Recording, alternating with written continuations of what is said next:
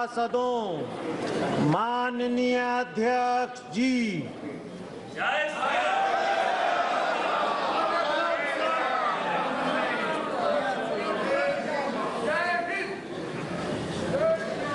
Item number 1 माननीय वित्त मंत्री Shrimati Nirmala Sitharaman.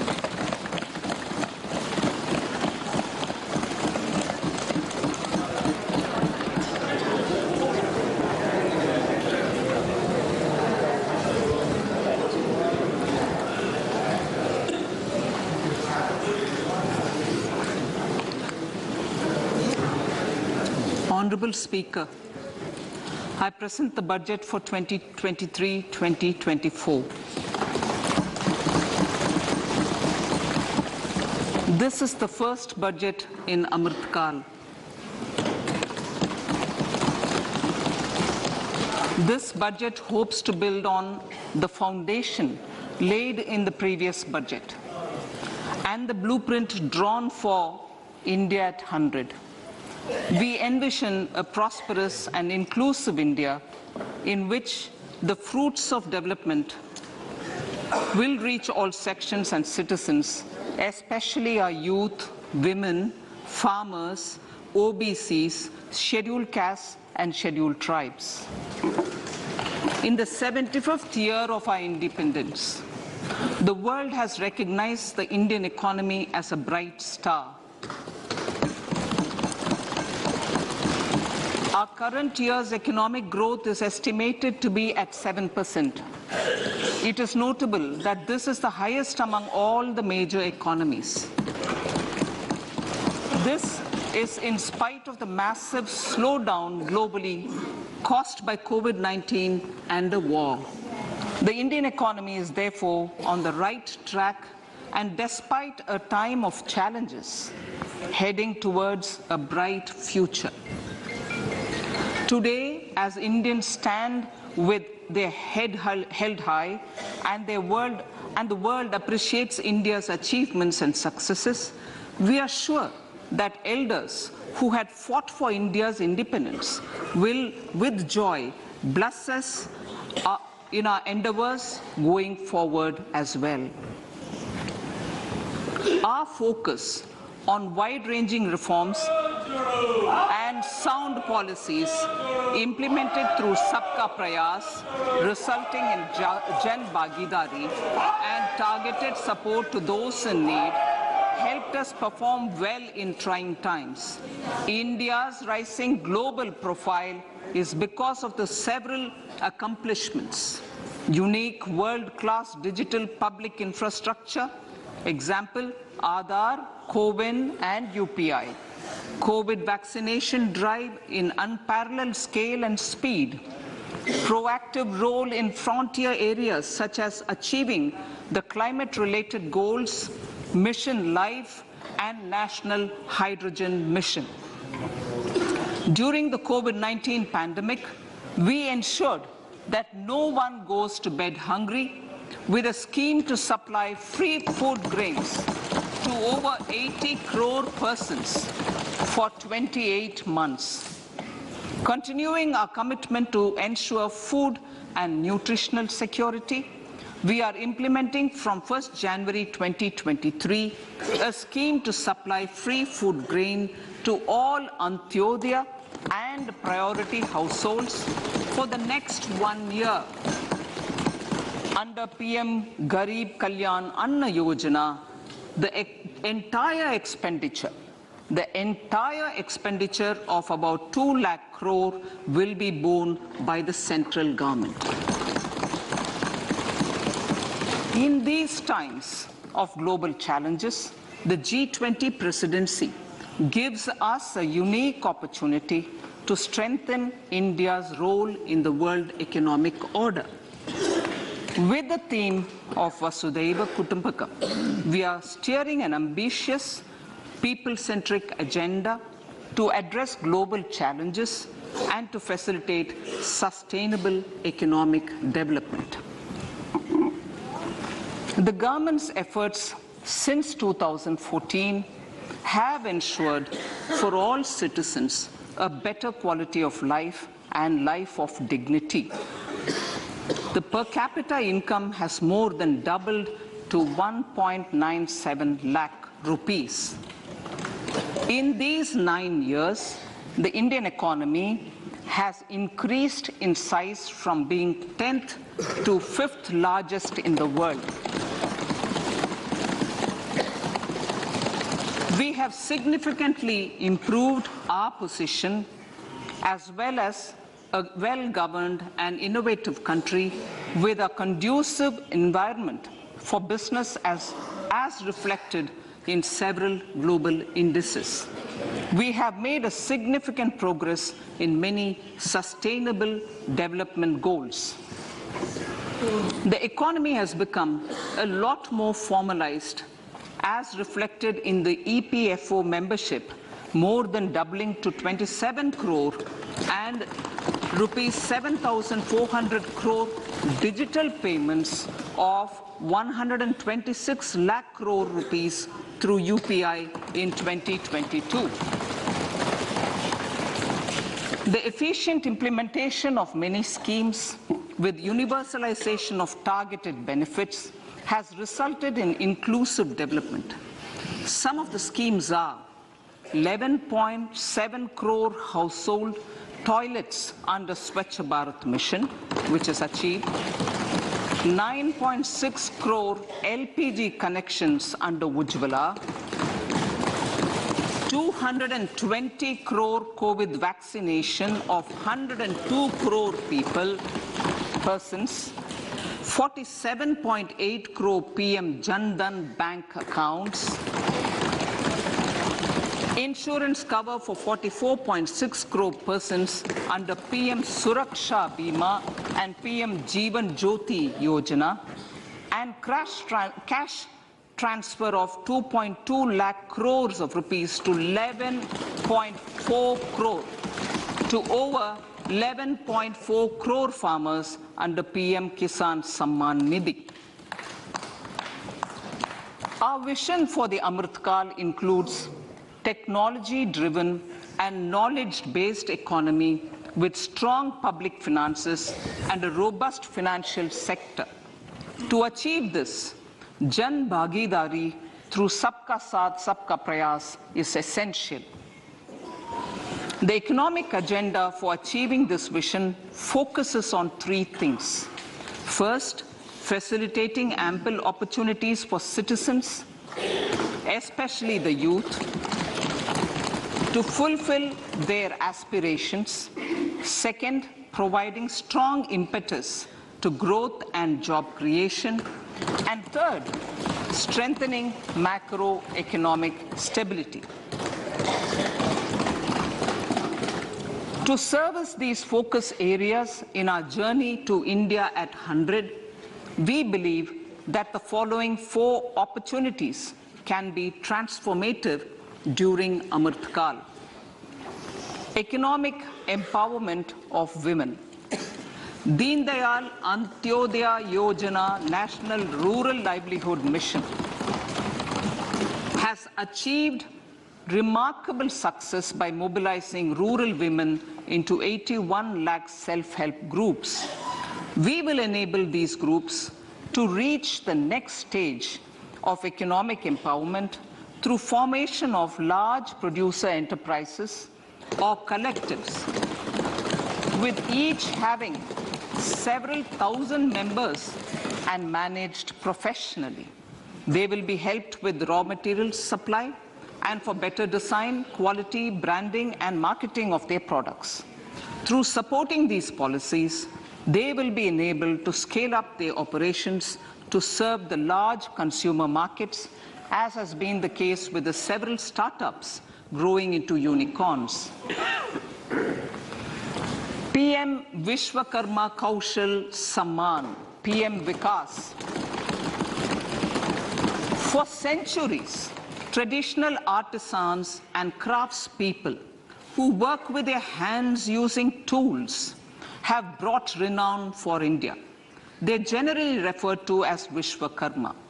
The art and the handicraft created by them represents the true spirit of Atmanirbhar Bharat.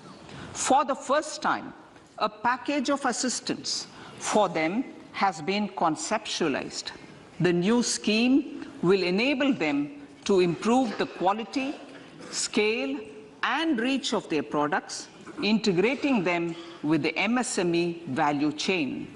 The components of the scheme will include not only financial support, but also access to advanced skill training, knowledge of modern digital techniques, and efficient green technologies, brand promotion, linkage with local and global markets, digital payments, and social security. This will greatly benefit the scheduled castes, scheduled tribes, OBCs, women, and people belonging to the weaker sections. Tourism. The country offers immense attraction for domestic as well as foreign tourists. There is a large potential to be tapped in tourism.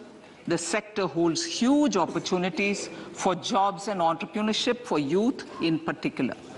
Promotion of tourism will be taken up on mission mode with active participation of states, convergence of government programs, and public-private partnerships. Green growth. We are implementing many programs for green fuel, green energy, green farming, green mobility, green buildings, and green equipment, and policies for efficient use of energy across various economic sectors. These green growth efforts help in reducing carbon intensity of the economy and provides for large-scale green job opportunities.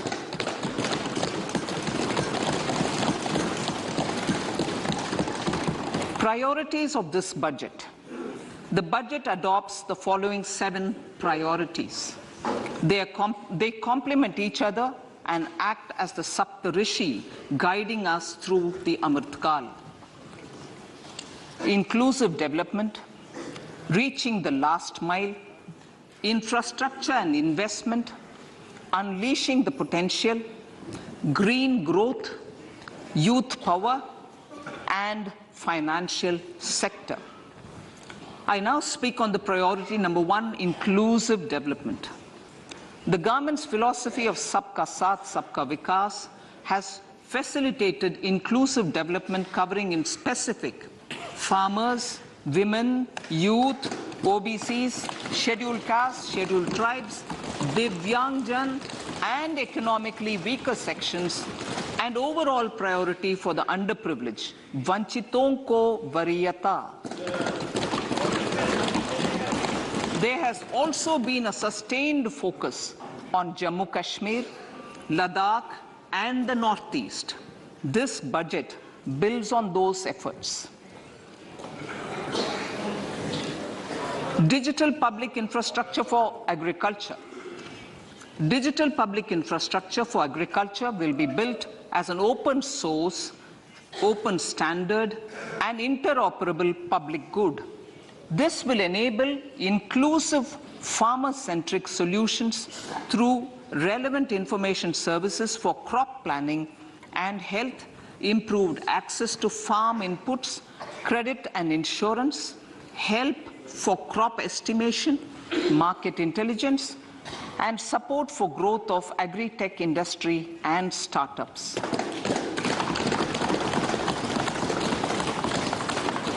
An agriculture accelerator fund.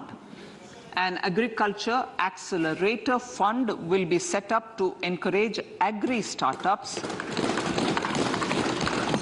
by young entrepreneurs in rural areas. The fund will aim at bringing innovative and affordable solutions for challenges faced by farmers. It will also bring in modern technologies to transform agricultural practices, increase productivity and profitability. To enhance the productivity of extra long staple cotton, we will adopt a cluster-based and value chain approach through public-private partnerships. This will mean collaboration between farmers, state, and industry for input supplies, extension services, and market linkages. We will launch an Atmanirbhar Clean Plant program to boost availability of disease-free, quality planting material for high-value horticultural crops at an outlay of 2,200 crores. Global hub for millets which are Sri Anna. India is the forefront.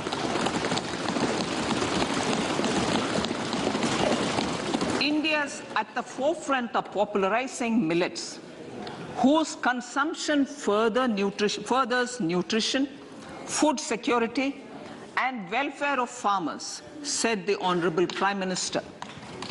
We are the largest producer and second largest exporter of Sri Anna in the world.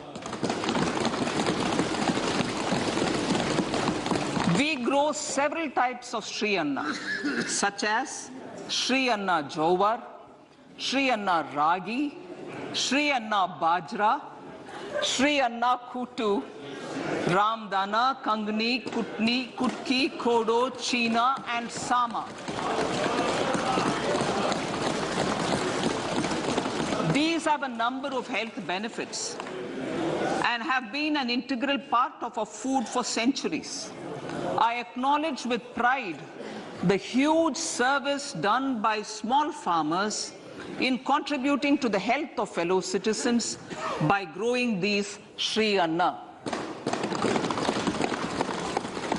Now, to make India a global hub for Sri Anna, the Indian Institute of Millet Research, ideally Indian Institute of the Sri Anna Research, Hyderabad, will be supported as the center of excellence for sharing best practices, research, and technologies at the international level. The agricultural credit target will be increased to 20 lakh crores with focus on animal husbandry, dairy, and fisheries. We will launch a new sub-scheme of PM Matsya Sampada Yojana, which is an existing scheme, but we launch a new sub-scheme with targeted investment of 6,000 crores to further enable activities of fishermen, fish vendors, and micro and small entrepreneurs, improve value chain efficiencies, and expand the market. For farmers, especially small and marginal farmers and other marginalized sections, the government is promoting cooperative-based economic development model. A new Ministry of Cooperation was formed with a mandate to realize the vision of Sahakar Se Samriddhi. To realize this vision, the government has already initiated computerization of 63,000 primary agricultural credit societies with an investment of 2,560 crores, 2,516 crores. In consultation with all the stakeholders and the states, model bylaws for PACS were formulated, enabling them to become multi-purpose PACS. A national cooperative database is being prepared for countrywide mapping of cooperative societies. With this backdrop, we will implement a plan to set up massive decentralized storage capacity.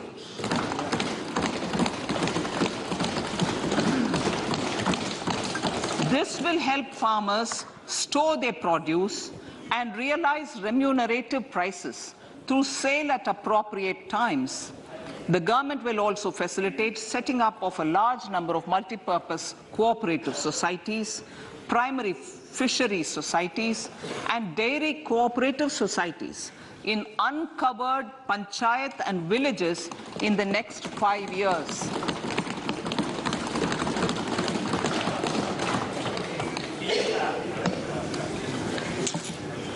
Health, education, and skilling.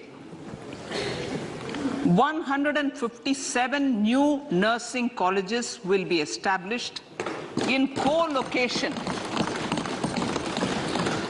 in co-location with the existing 157 medical colleges established since 2014. A mission to eliminate sickle cell anemia by 2047 will be launched. It will entail awareness creation, universal screening of 7 crore people in the age group of 0 to 40 years in affected tribal areas, and counseling through collaborative efforts of central ministries and state governments. Facilities in select ICMR labs, Indian Council for Medical Research Labs, will be made available for research by public and private medical college faculty and private sector R&D teams for encouraging collaborative research and innovation. A new program to promote research and innovation in pharmaceuticals will be taken up through centers of excellence. We shall also encourage industry to invest in research and development in specific priority areas. Dedicated multidisciplinary courses for medical devices will be supported in existing institutions to ensure availability of skilled manpower for futuristic medical technologies, high-end manufacturing, and research. Teachers' training. Teachers' training will be re-envisioned through innovative pedagogy, curriculum transaction, continuous professional development, dipstick surveys, and ICT implementation. The District Institute of Education and Training will be developed as vibrant institutes of excellence for this purpose.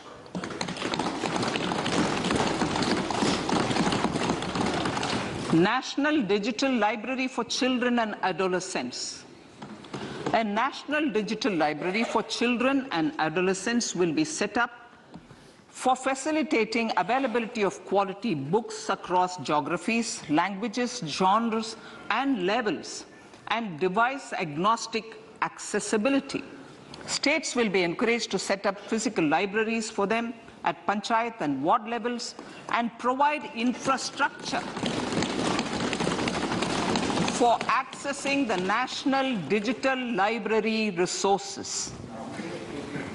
Additionally, to build a culture of reading and to make up for pandemic time learning loss, the National Book Trust, the Children's Book Trust, and other sources will be encouraged to provide and replenish non-curricular titles in regional languages and in English to these physical libraries. Collaboration with NGOs that work in literacy will also be a part of this initiative to inculcate financial literacy. Financial sector regulators and organizations will be encouraged to provide age-appropriate reading material to these libraries.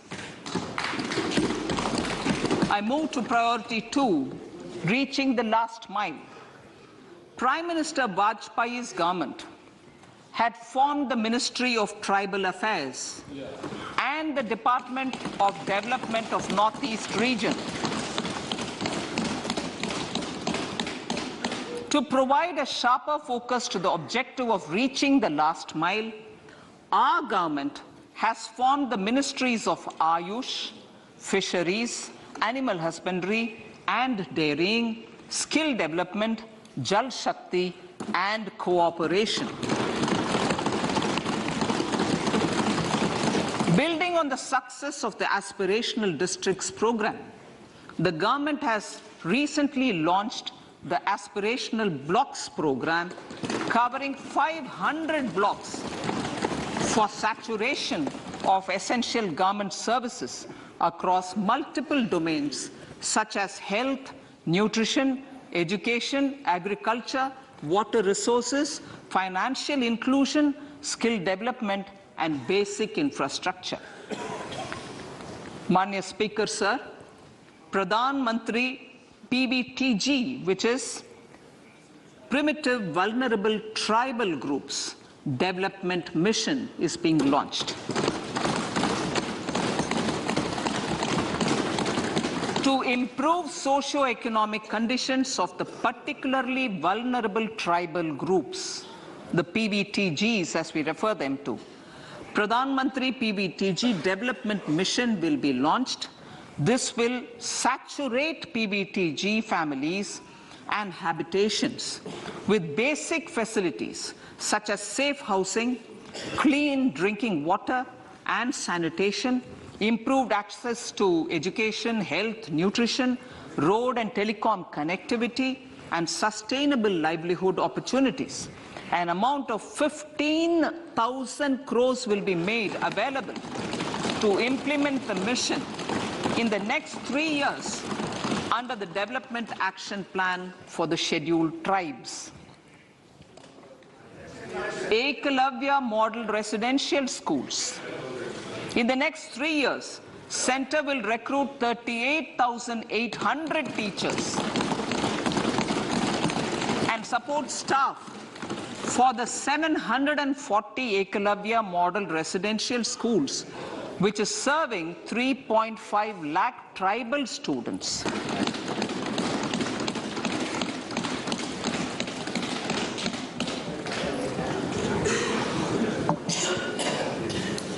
In the drought-prone central regions of Karnataka, central assistance of 5,300 crore will be given to Upper Bhadra project to provide sustainable micro-irrigation and filling up of surface tanks for drinking water. PM Awas Yojana. The outlay for PM Awas Yojana is being enhanced by 66% to over 79,000 crores. Bharat Shared Repository of Inscriptions will be set up in a digital epigraphy museum with digitization of 1 lakh ancient inscriptions in the first stage. Support for poor prisoners. For poor persons who are in prisons and unable to afford the penalty or the bail amount, required financial support will be provided. Priority number 3, infrastructure and investment. Investments in infrastructure and productive capacity have a large multiplier impact on growth and employment. After the subdued period of the pandemic, private investments are growing again. The budget takes the lead once again to ramp up the virtuous cycle of investment and job creation. Honorable Speaker, sir, the capital investment outlay is being increased steeply for the 3rd year in a row by 33% to 10 lakh crores, which would be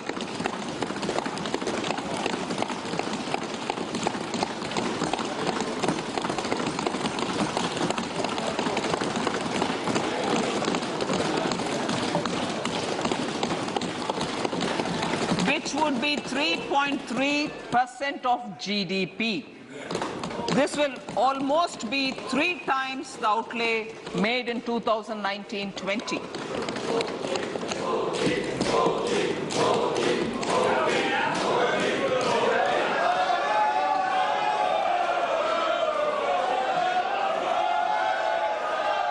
This substantial increase in recent years is central to the government's efforts to enhance growth potential and job creation, crowd in private investments, and provide a cushion against global headwinds.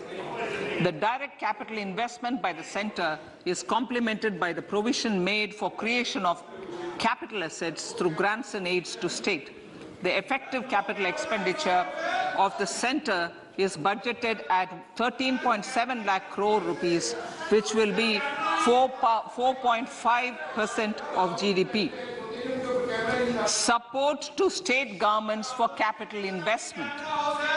I have decided to continue the 50-year interest-free loan to state governments for one more year to spur investment in infrastructure and to incentivize them for complementary policies actions with a significantly enhanced outlay of 1.3 lakh crores.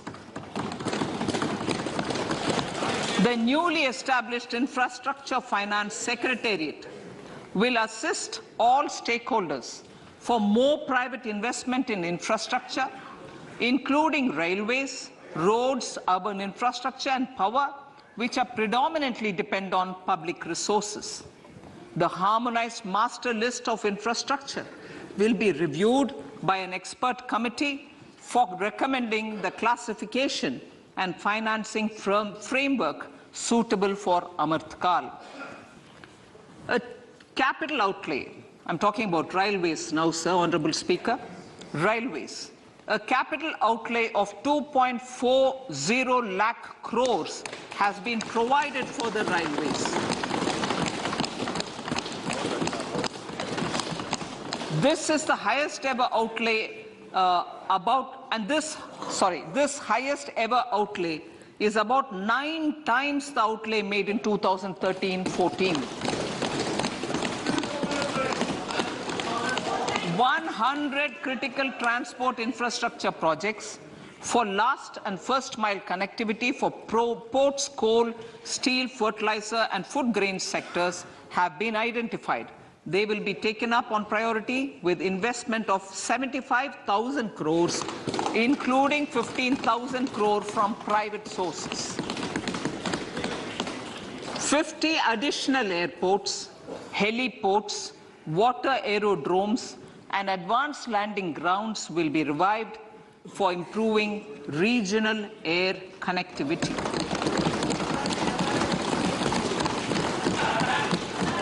Sustainable cities for tomorrow.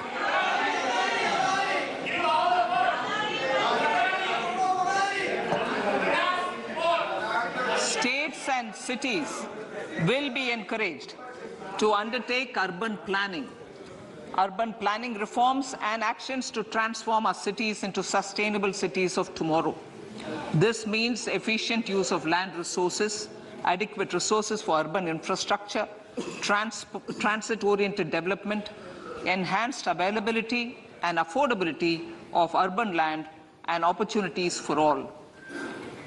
Through property tax governance reforms and ring-fencing user charges on urban infrastructure, cities will be incentivized to improve their creditworthiness for municipal bonds. Like the RIDF, an Urban Infrastructure Development Fund will be established through use of priority sector lending shortfall. This will be managed by the National Housing Bank and will be used by public agencies to create urban infrastructure in Tier 2 and Tier 3 cities. States will be encouraged to leverage resources from the grants of the 15th Finance Commission as well as existing schemes to adopt appropriate user charges while accessing the UIDF. We expect to make available 10,000 crore rupees per annum for this purpose. All cities and towns will be enabled for 100% mechanical desludging of septic tanks and sewers to transition from manhole to machine hole mode.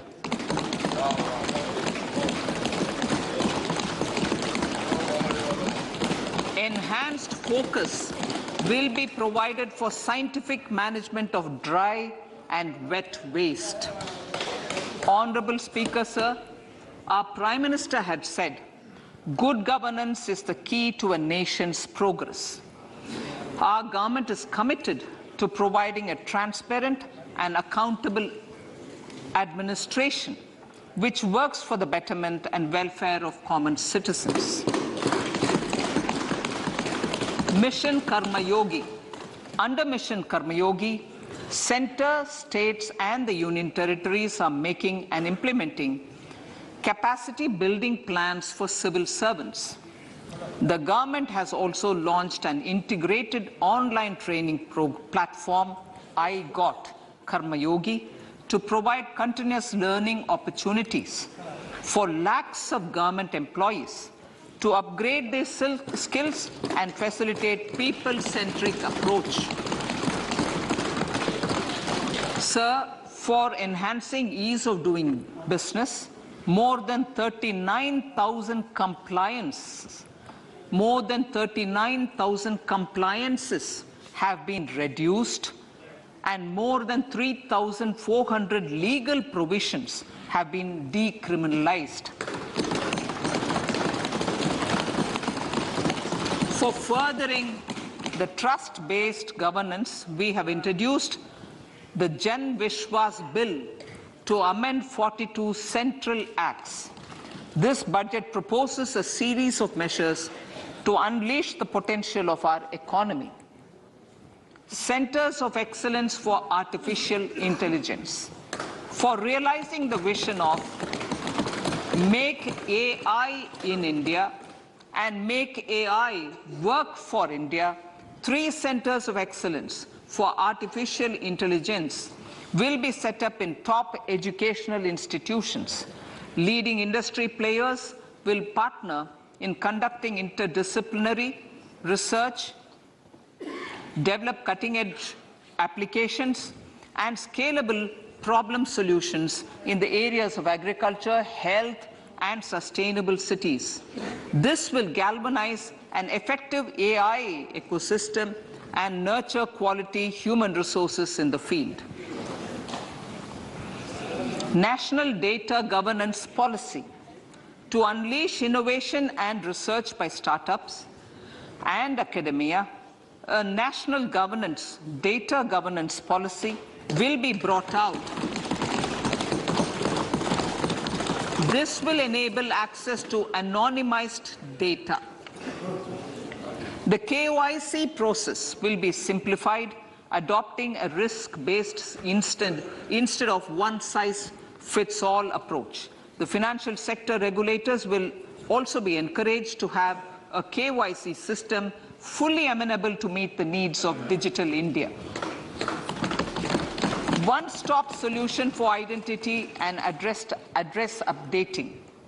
A one-stop solution for reconciliation and updating of identity and address of individuals maintained by various government agencies, regulators, and regulated entities will be established using DigiLocker service and Aadhaar as foundational identity.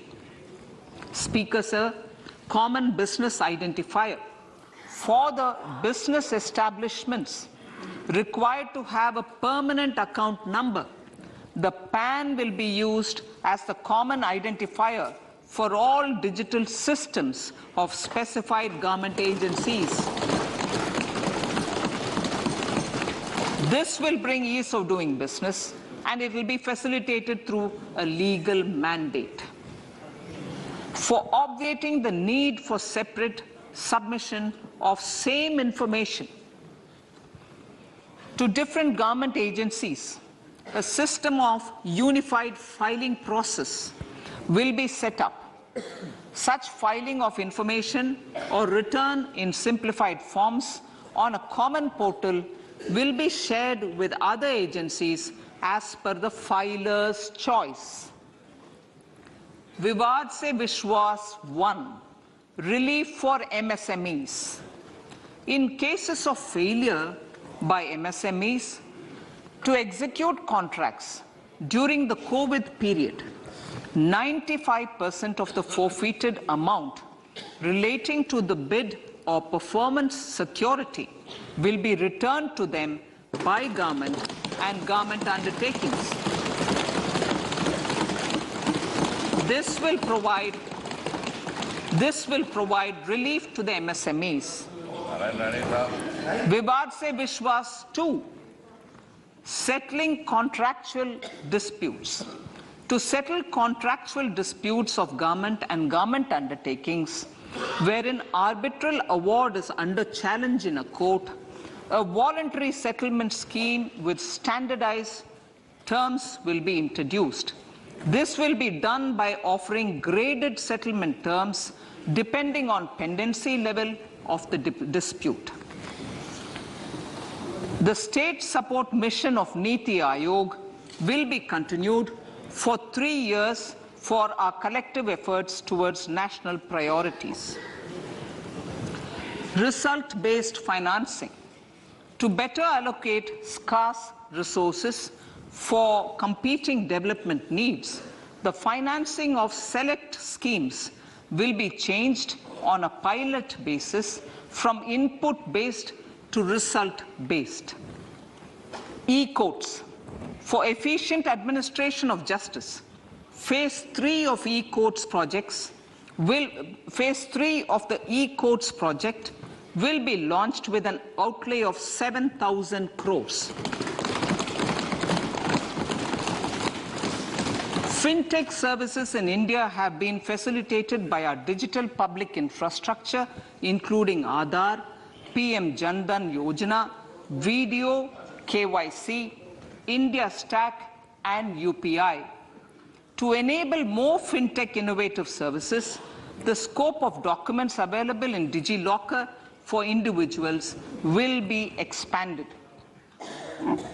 An entity, DigiLocker, will be set up for the use by MSMEs, large businesses, and also charitable trusts. This will be towards storing and sharing documents online securely whenever needed with various authorities, regulators, banks, and other business entities.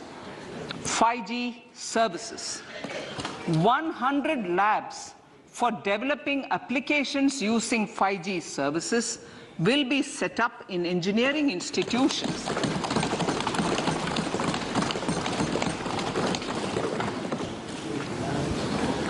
To realize a new range of opportunities, business models, and employment potential. The labs will cover, among others, applications such as smart classrooms, precision farming, intelligent transport systems, and healthcare applications. Lab-grown diamonds. Lab-grown diamonds is a technology and innovation-driven emerging sector with high employment potential. These environment-friendly diamonds, which have optically and chemically the same properties as natural diamonds. To encourage indigenous production of LGD, lab-grown diamond seeds and machines, and to reduce import dependency, a research and development grant will be provided to one of the IITs for 5 years. To reduce the cost of production, a proposal to review the custom duty on LGD seeds will be indicated in Part B of the speech. I come to the fifth priority, Honourable Speaker, sir, green growth. Honourable Prime Minister has given a vision for life or lifestyle for environment to spur a movement of environmentally conscious lifestyle. India is moving forward firmly for the Panchamrit, the net zero carbon emission by 2070 to usher in green industrial and economic transition. This budget builds on our focus on green growth. The recently launched National Green Hydrogen Mission, with an outlay of 19,700 crores, will facilitate transition of the economy to low carbon intensity, reduce dependence on fossil fuel imports, and make the country assume technology and market leadership in this sunrise sector. Our target is to reach an annual production of 5 MMT by 2030. Energy transition. This budget provides for 35,000 crores for priority capital investment towards energy transition and net zero objectives and energy security by Ministry of Petroleum and Natural Gas. To steer the economy on sustainable development path, battery energy storage systems with capacity of 4,000 MWh will be supported with viability gap funding. A detailed framework for pumped storage projects will also be formulated. Renewable energy evacuation. The interstate transmission system for evacuation and grid integration of 13 gigawatt renewable energy from Ladakh will be constructed with investment of 20,700 crore, including central support of 8,300 crores. Green credit program. For encouraging behavioral change, a green credit program will be notified under the Environment Protection Act. This will incentivize environmentally sustainable and responsive actions by companies, individuals, and local bodies, and help mobilize additional resources for such activities. PM Program for Restoration, Awareness, Nourishment, and Amelioration of Mother Earth, PM Pranam, will be launched to incentivize states and union territories to promote alternative fertilizers and balanced use of chemical fertilizers. Go Bardhan Scheme.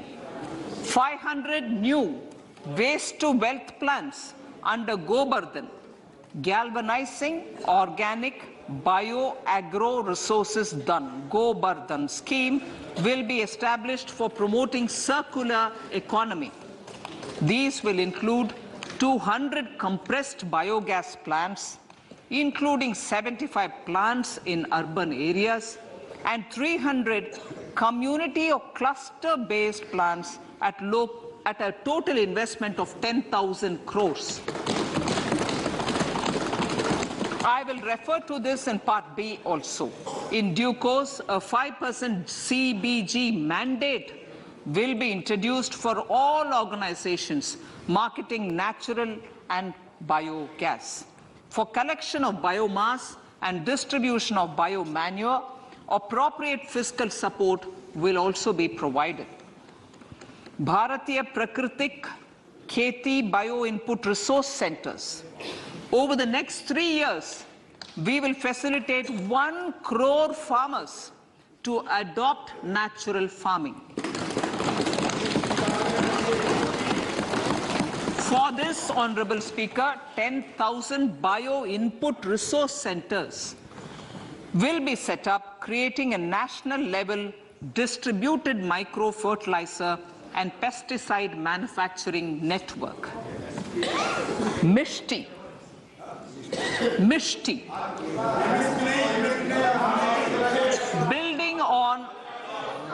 Building on India's success in afforestation, mangrove initiative for shoreline habitats and tangible incomes, Mishti, will be taken up for mangrove plantation along the coastline and on salt pan lands wherever feasible through convergence between Manrega, Campa, Fund and other sources. Amrit Dharohar. Wetlands are vital ecosystems which sustain biological diversity. In his latest Mann Ki Baat, the Prime Minister said, now, I quote, now the total number of Ramsar sites in our country has increased to 75, whereas before 2014, there were only 26, unquote. Local communities Local communities have always been at the forefront of conservation efforts. The government will promote their unique conservation values through Amrit Dharohar, a scheme that will be implemented over the next 3 years to encourage optimal use of wetlands and enhance biodiversity, carbon stock, ecotourism opportunities, and income generation for local communities. Coastal shipping.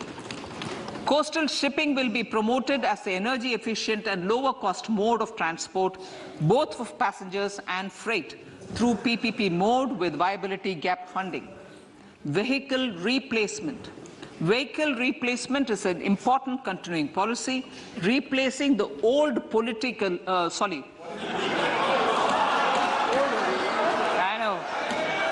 replacing,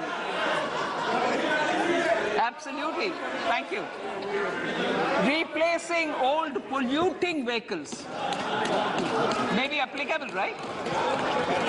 Replacing old polluting vehicles is an important part of greening our economy. In furtherance of the vehicle scrapping policy mentioned in Budget 21-22, I have allocated adequate funds to scrap old vehicles of the central government. States will also be supported in replacing old vehicles and old state ambulances. Honorable Speaker, sir, I move to priority 6, youth power. To empower our youth and help the Amrit PD realize their dreams, we have formulated the National Education Policy, which is very wide in its scope, but one of the things is also to focus on skilling, adopted economic policies that facilitate job creation at scale and have supported business opportunities. Pradhan Mantri Kaushal Vikas Yojana. Pradhan Mantri Kaushal Vikas Yojana 4.0 will be launched to skill lakhs of youth within the next 3 years. On-job training, industry partnership, and alignment of courses with needs of industry will be emphasized. The scheme will also cover new age courses for Industry 4.0 like coding, AI, robotics, mechatronics, IoT, 3D printing, drones, and other soft skills. To skill youth for international opportunities, 30 Skill India International Centers will be set up across different states. The digital ecosystem for skilling will be further expanded with the launch of a unified Skill India digital platform for enabling demand-based formal skilling, linking with employers including MSMEs, and facilitating access to entrepreneurship schemes. To provide stipend support to 47 lakh youths in 3 years, direct benefit transfer under a pan-India national apprenticeship promotion scheme will be rolled out. Tourism. Honorable Speaker, sir, with an integrated and innovative approach, at least 50 destinations will be selected through challenge mode. In addition to aspects such as physical connectivity, virtual connectivity, tourist guides, high standards for food streets, and tourist security, all the relevant aspects would be made available on an app to enhance tourist experience. Every destination would be developed as a complete package. The focus of development of tourism would be on domestic as well as foreign tourists.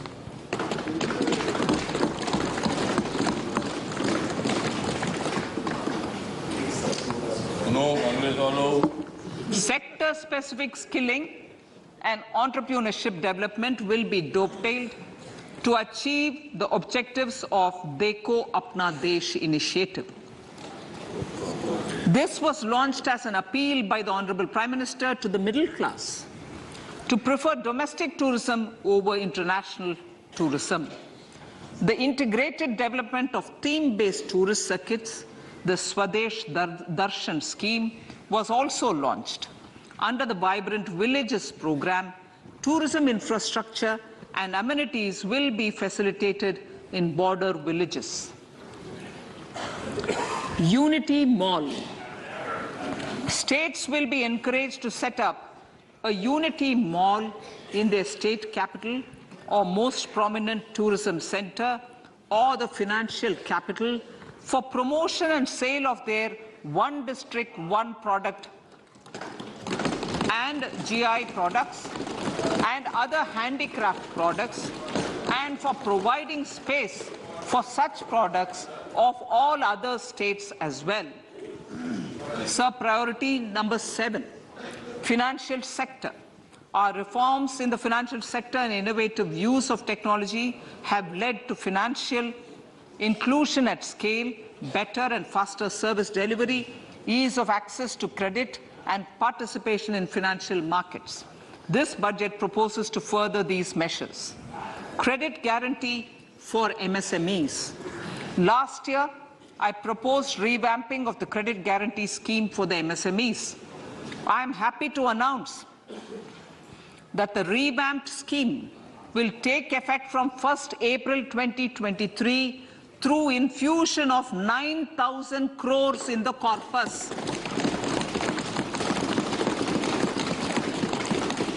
This will enable additional collateral-free guaranteed credit of 2 lakh crores of rupees. Further, the cost of credit will be reduced by about 1%. A national financial information registry will be set up to serve as a central repository of financial and ancillary information. This will facilitate efficient flow of credit, promote financial inclusion, and foster financial stability. A new legislative framework will govern this credit public infrastructure and will be designed in consultation with the RBI. To meet the needs of Amrit Kal and to facilitate optimum regulation in the financial sector, public consultation, as necessary and feasible, will be brought to the process of regulation making and issuing subsidiary directions.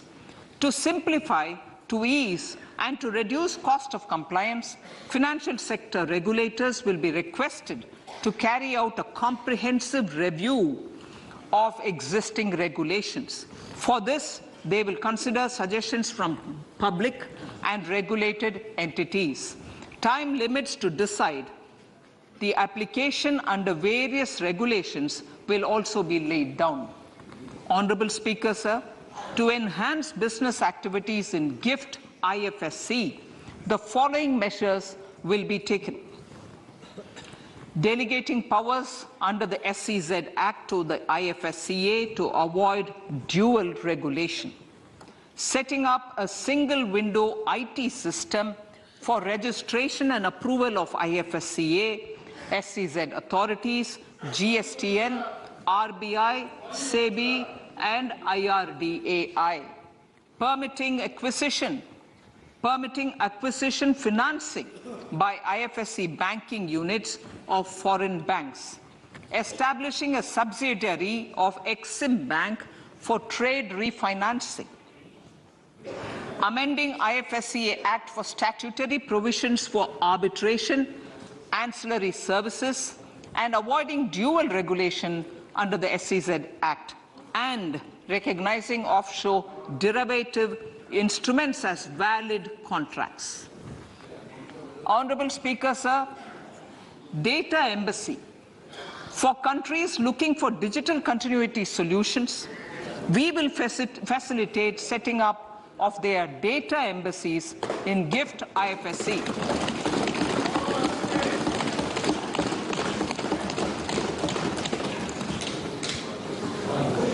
Improving governance and investor protection in banking sector. To improve bank governance and enhance investors' protection, certain amendments to the Banking Regulation Act, the Banking Companies Act, and the Reserve Bank of India Act are being proposed. Capacity building in securities market. Honorable Speaker, sir, to build capacity of functionaries and professionals in the securities market, SEBI will be empowered to develop, regulate, maintain, and enforce norms and standards for education in the National Institute of Securities Markets and to recognize award of degrees, diplomas, and certificates. A central processing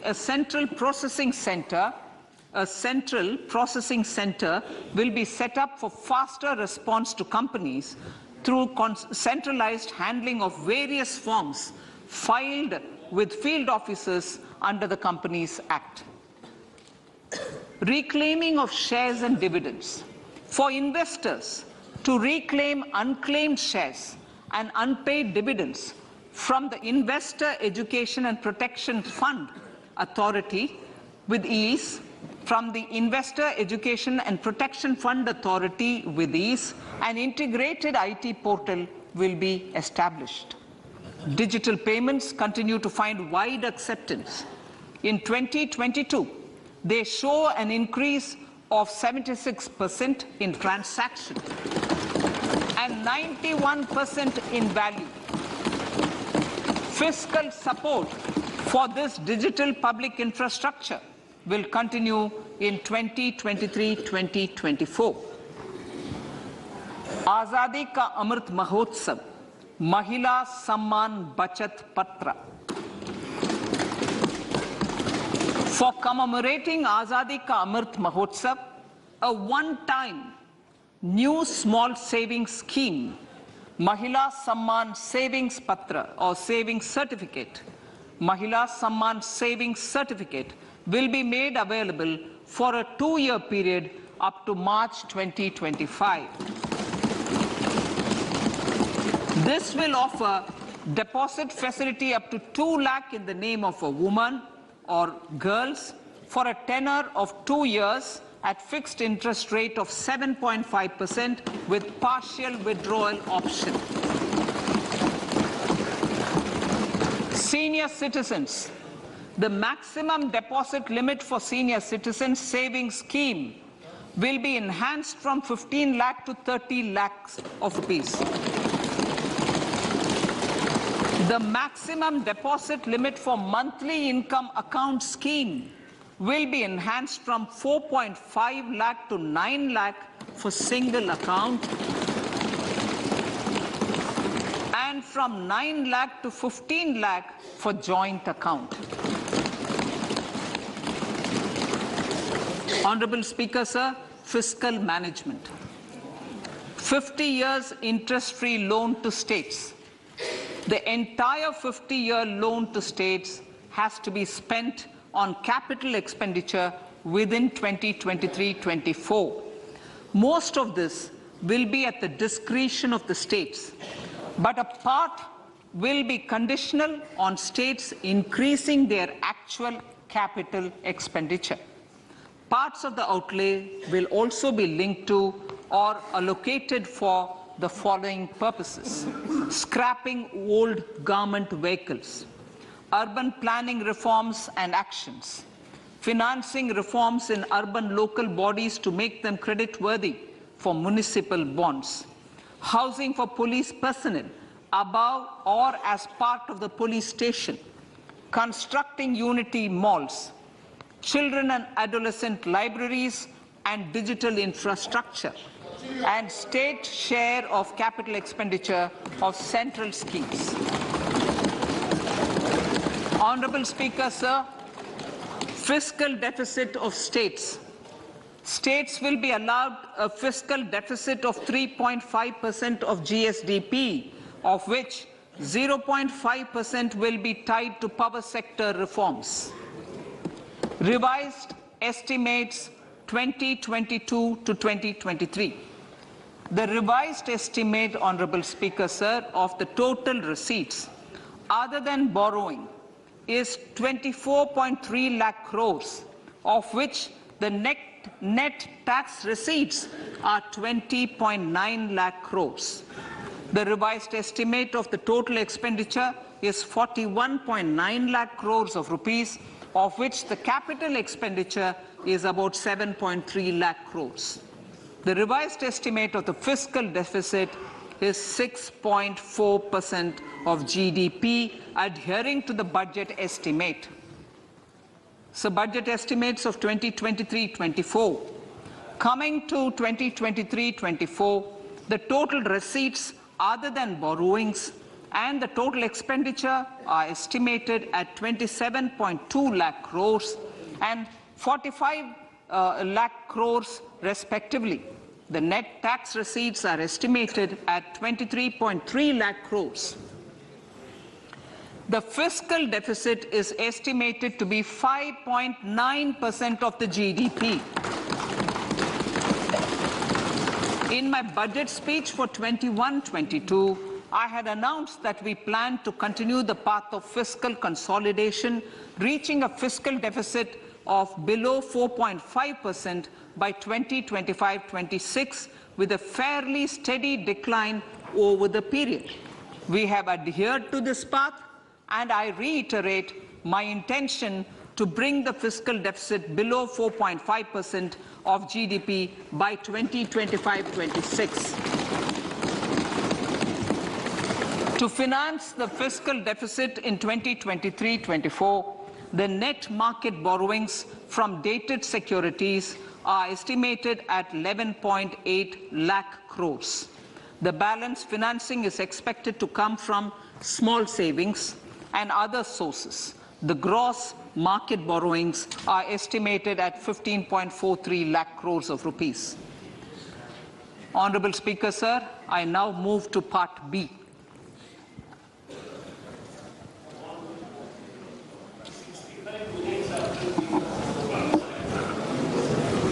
Indirect taxes.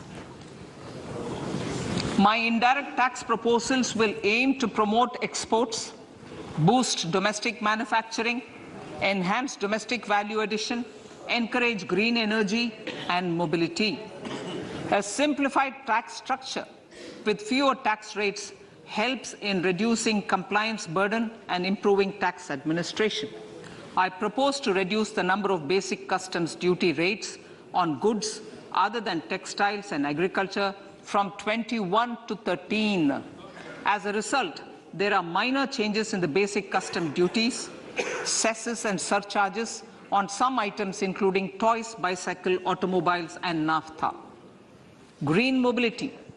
To avoid cascading of taxes on blended compressed natural gas, I propose to exempt excise duty on GST paid compressed biogas contained in it. To further provide impetus to green mobility, customs duty exemptions is being extended to import of capital goods and machinery required for manufacture of lithium-ion cells for batteries used in electrical vehicles as well. Electronics.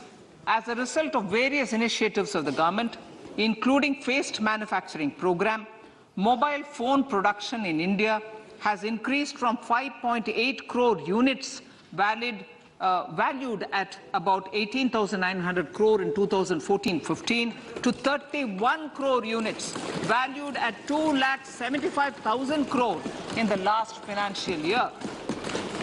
To further deepen domestic value addition in manufacturing of mobile phones, I propose to provide relief to customs duty. I propose to provide relief in customs duty on import of certain parts and inputs like camera lens and continue the concessional duty on lithium-ion cells for batteries for another year.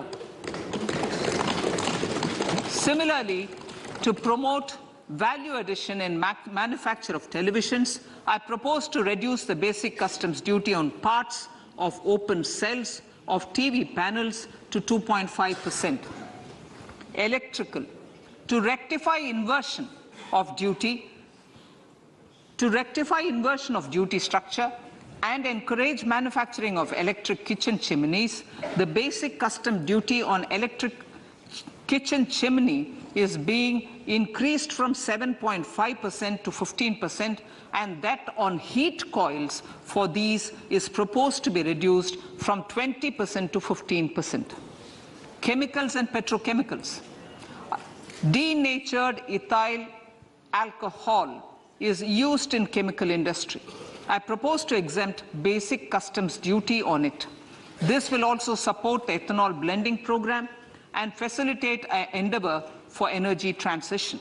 Basic customs duty is also being reduced on acid-grade fluorospar from 5% to 2.5% to make the domestic fluorochemicals industry competitive. Further, the basic customs duty on crude glycerin for use in manufacture of epichlorohydrin is proposed to be reduced from 7.5% to 2.5%.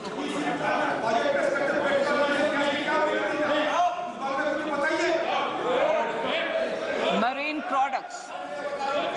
In the last financial year, marine products recorded the highest export growth, benefiting farmers in the coastal states of the country. To further enhance the export competitiveness of marine products, particularly shrimps, duty is being reduced on key inputs for domestic manufacture of shrimp feed. India is a global leader, as I said in Part A, in cutting and polishing of natural diamonds, contributing about 3/4 of the global turnover by value. With the depletion of deposits of natural diamonds, the industry is moving towards lab-grown diamonds, and it holds huge promise. To seize this opportunity, I propose to reduce the basic customs duty on seeds used in their manufacture. Custom duties on dore or doré and bars of gold and platinum were increased earlier this fiscal. I propose to increase the duties on articles made therefrom to enhance the duty differential. I also propose to increase the import duty on silver doors, bars and articles to align them with that on gold and platinum. To facilitate availability of raw materials for the steel sector, exemptions from basic custom duty on raw materials for manufacture of CRGO steel, ferrous scrap and nickel cathode is being continued. Similarly, the concessional BCD of 2.5% on copper scrap is also being continued to ensure the availability of raw materials for secondary copper producers who are mainly in the MSME sectors. Compounded rubber. The basic custom duty rate on compounded rubber is being increased from 10% to 25% or 30 kg, whichever is lower, at par with that of natural rubber other than latex, to curb circumvention of duty. Cigarettes. National calamity contingent duty on specified cigarettes was last revised 3 years ago. This is proposed to be revised upwards by about 16%. Direct taxes. I now come to my direct tax proposals. Honourable Speaker, these proposals aim to maintain continuity and stability of taxation, further simplify and rationalize various provisions to reduce the compliance burden, promote the entrepreneurial spirit, and provide tax relief to citizens. It has been constant endeavour of the Income Tax Department to improve taxpayers' services by making compliance easy and smooth. Our taxpayers portal received a maximum of 72 lakh returns in a day, processed more than 6.5 crore returns this year. Average processing period reduced from 93 days in financial year 13-14 to 16 days only now.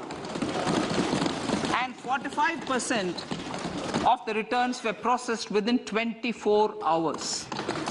We intend to further improve this, roll out the next generation common IT return form for taxpayer convenience, and also plan to strengthen the grievance redressal mechanism.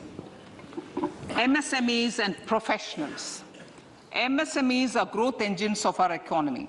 Micro enterprises with turnover up to 2 crore of rupees and certain professionals with turnover of up to 50 lakh rupees can avail the benefit of presumptive taxation.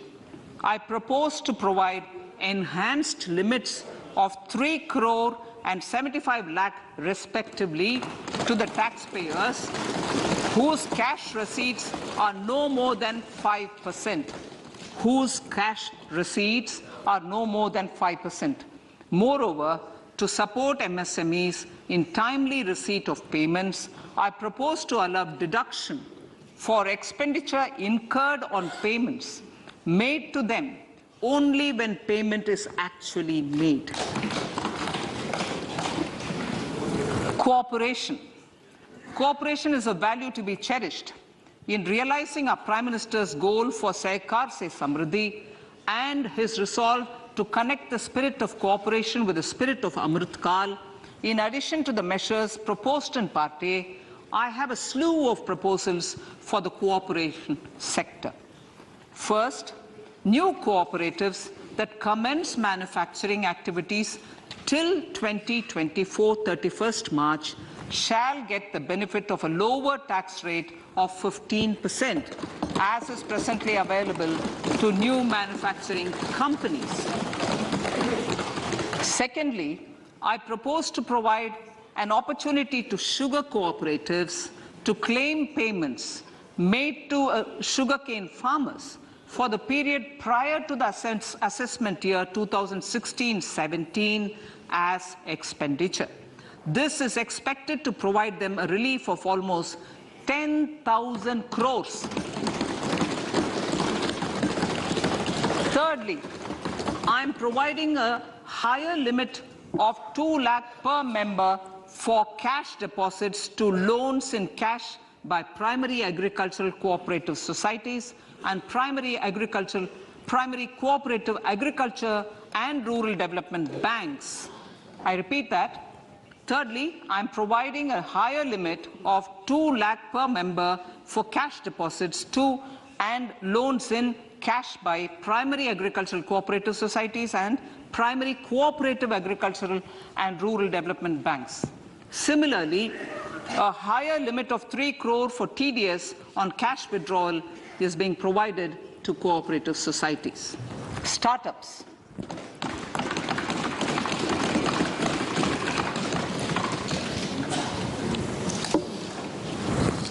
Entrepreneurship is vital for a country's economic development. We have taken a number of measures for startups and they have borne results.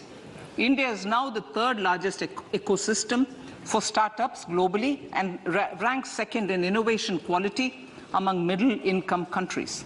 I propose to extend the date of incorporation for income tax benefits to startups from 31/3/2023 to 31/3/2024.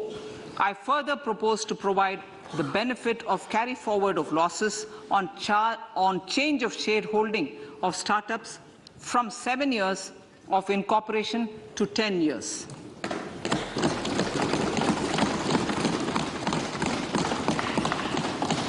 To reduce the pendency of appeals at commissioner level, I propose to deploy about 100 joint commissioners for disposal of small appeals. We shall also be more selective in taking up cases for scrutiny of returns already received this year. Better targeting of tax concessions. For better targeting of tax concessions and exemptions, I propose to cap deduction from capital gains on investment in residential house under Section 54 and Section 54F to 10 crores. Another proposal with similar intent is to limit income tax exemption from proceeds of insurance policies with very high value. Rationalization. Honorable Speaker, sir, there are a number of proposals relating to rationalization and simplification. Income of authorities, boards, and commissions set up by statutes of union or state for the purpose of housing, development of cities, towns, and villages, and regulating and developing an activity or matter is proposed to be exempted from income tax. other major measures in this direction are removing the minimum threshold of 10,000 for TDS and clarifying taxability relating to online gaming, not treating conversion of gold into electronic gold receipts and vice versa as capital gains, reducing the TDS rate from 30% to 20% on taxable portion of EPF withdrawals in non-PAN cases, and taxation on income for market-linked debentures. Other major proposals in the finance bill relate to the following: extension of period of tax benefits to funds relocating to IFSC, GIFT City till 31/3/2025, decriminalization under Section 276A of the Income Tax Act, allowing carry forward of losses on strategic disinvestment, including that of IDBI Bank, and providing EEE status to Agnivir Fund. Personal income tax.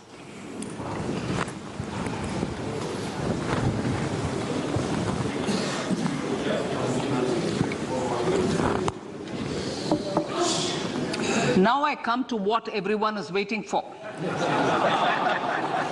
Personal income tax. I have 5 major announcements to make in this regard. These primarily benefit our hard-working middle class. The first one concerns rebate. Currently, those with income up to 5 lakh do not pay any income tax in both old and new regimes. I propose to increase the rebate limit to 7 lakhs in the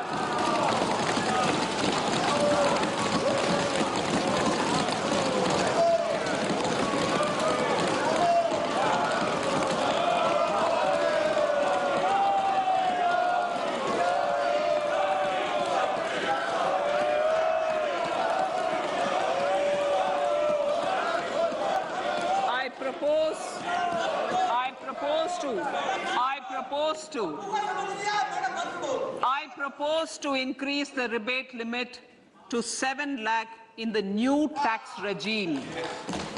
Thus, persons in the new tax regime with income up to 7 lakhs will not have to pay any tax at all. The second proposal relates to middle-class individuals. I had introduced in the year 2020 the new personal income tax regime with 6 income slabs starting from 2.5 lakh. I propose to change the tax structure in this regime by reducing the number of slabs to 5 and increasing the tax exemption limit to 3 lakhs. The new tax rates are 0 to 3 lakh, nil. 3 to 6 lakhs, 5%. 6 to 9 lakhs, 10%. 9 to 12 lakh, 15%. 12 to 15 lakhs, 20%. And above 15 lakhs, 30%. This will provide major relief to all taxpayers in the new regime. An individual with an annual income of 9 lakhs will be required to pay only 45,000 rupees. This is only 5% of his or her income. It is a reduction of 25% on what he or she is required to pay now. That is 60,000. So in the place of 60,000, it is now only 45,000. Similarly, an individual with an income of 15 lakh rupees would be required to pay only 1.5 lakh or 10% of his income or her income, a reduction of 20% from the existing liability of 1,87,500 rupees. My third proposal is for the salaried class and the pensioners, including family pensioners, for whom I propose to extend the benefit of standard deduction to the new tax regime. Each salaried person with an income of 15.5 lakh rupees or more will thus stand to benefit by 52,500 rupees. My fourth announcement in personal income tax is regarding the highest tax rate, which in our country is 42.74%. This is among the highest in the world. I propose to reduce the highest surcharge rate from 37% to 25% in the new tax regime.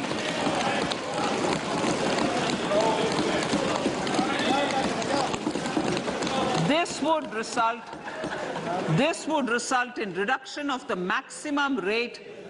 This would result in the reduction of the maximum tax rate to 39%. Lastly, the limit of 3 lakh rupees for tax exemption on leave encashment on retirement of non-government salaried employees was last fixed in the year 2002, when the highest basic pay in the government was only 30,000 rupees per month. In line with the increase in the government salaries, I am proposing to increase this limit to 25 lakh rupees.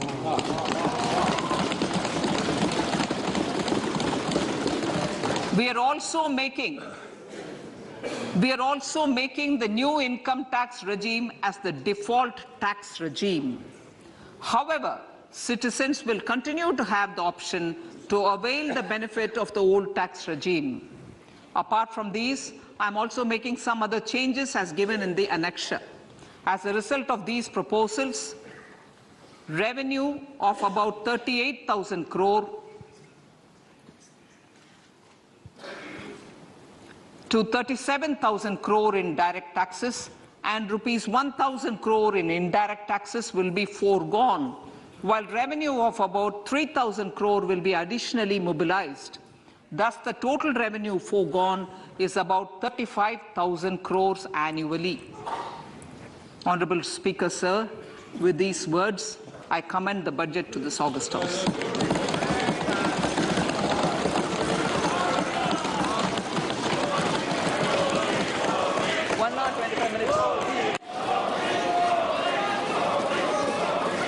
Item number 1.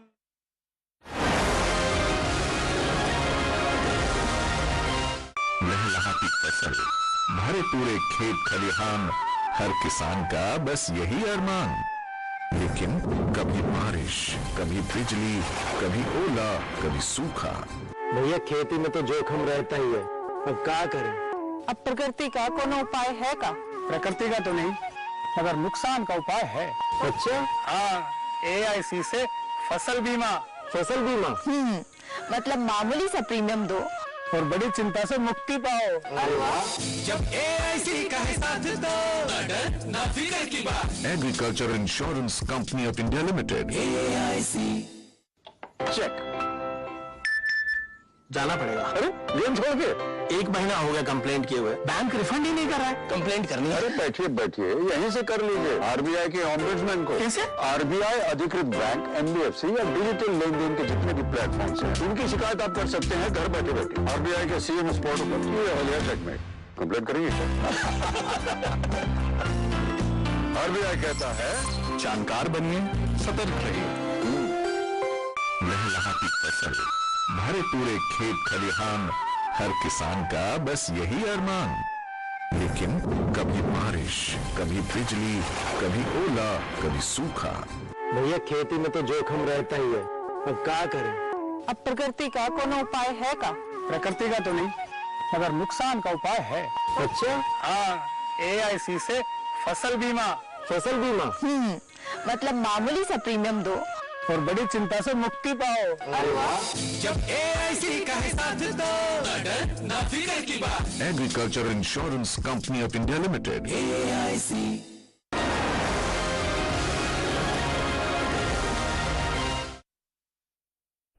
नमस्कार, बहुत बहुत स्वागत है आप सभी का budget 2023 के इस स्पेशल प्रेजेंटेशन में। मैं हूं निखिल और मेरे साथ है मेरी सहयोगी आंचल गुलाटी गुंबर। और आपने देखा किस तरह से जो बजट प्रेजेंटेशन था वो पेश किया निर्मला सीतारमण ने, हमारी वित्त मंत्री ने, और तमाम सारी चीज़ें उनके पिटारे से निकली हैं। और सबसे खास बात जो टैक्स एग्जेम्पशन की बात हो रही थी वो उन्होंने पेश किया, बताया कि अब जो नया टैक्स